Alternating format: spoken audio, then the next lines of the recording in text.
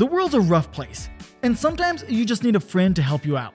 Today, we'll be taking a look at 5 pairs of species that have decided they're stronger together than they are apart. This is a story of symbiosis. Don't forget to subscribe so you never miss an upload, and let's jump in.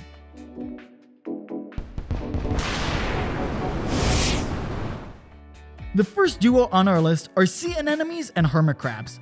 Sea anemones like to hitchhike on the back of hermit crabs, scoring a ride across the seabed and dining on the crab's leftovers. And the crabs don't mind these scavengers. In fact, they actively recruit them. A crab will walk up to an anemone and poke it with its pincers, signaling the anemone to release its grip from the seafloor and jump on the crab's back. From there, they protect each other to the bitter end. The anemones use their barbed tentacles to fend off hungry octopuses and other predators that can pierce through the crab's tough shell. And the crabs return the favor by driving away creatures that like to eat the anemones, like starfish and fireworms. It's a shared protection strategy with some free food on the side.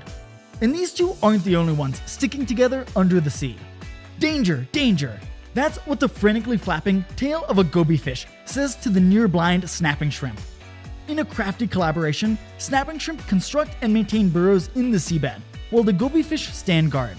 During the construction of their home, shrimps have to leave the security of their burrow to dump the sand they dug out. Throughout this hazardous journey, these shrimp maintain constant contact with their goby fish using their antenna. When the goby fish sees a potential threat, it starts wiggling its tail against the shrimp's antenna or into the burrow's entrance, warning the shrimp of the impending danger. In return for their faithful service, the goby fish get to share the burrow and call it home, sleeping with the shrimp at night and using it as a convenient shelter in the face of danger. But the ocean isn't the only place species work together. African oxpeckers have an interesting relationship with most of Africa's large mammals. They were once thought to be totally helpful, eating the ticks off the backs of zebras, elephants, hippos, and other large African animals. While they do eat ticks, their real purpose is a bit more nefarious. They're actually vampire birds, sucking the blood out of the open wounds ticks create. They show how the line between symbiotic assistant and parasite can be blurred. Although, it seems most mammals put up with their blood-sucking behavior in exchange for their service. They also act as an early safari warning system by producing a hissing scream when startled, warning of incoming danger. So far, we've talked about some pretty big partners, so how about we turn to some tiny ones? If you think humans invented agriculture, think again. Ants have been farming fungi for around 50 million years, wetting, mulching, and fertilizing their crops. Fungus farming ants originated in South America, and from there spread throughout the New World tropics, from Argentina all the way to the southern United States. Perhaps the best known and most photogenic of the bunch is the leafcutter ant. The leafcutter ant doesn't actually eat the leaves they collect.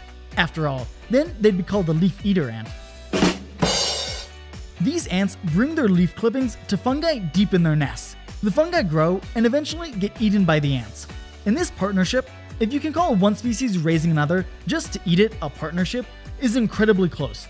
If an ant introduces a leaf to the nest that's toxic to the fungi, they'll secrete warning chemicals that the ants can detect.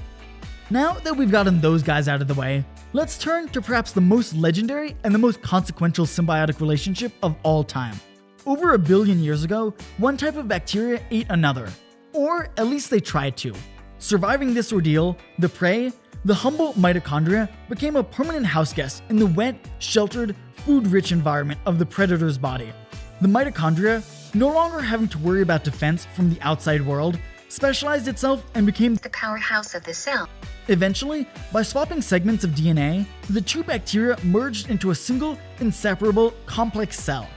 This partnership was so successful, descendants of this original cell flourished, ultimately becoming the ancestor for nearly all multicellular life, including our own species.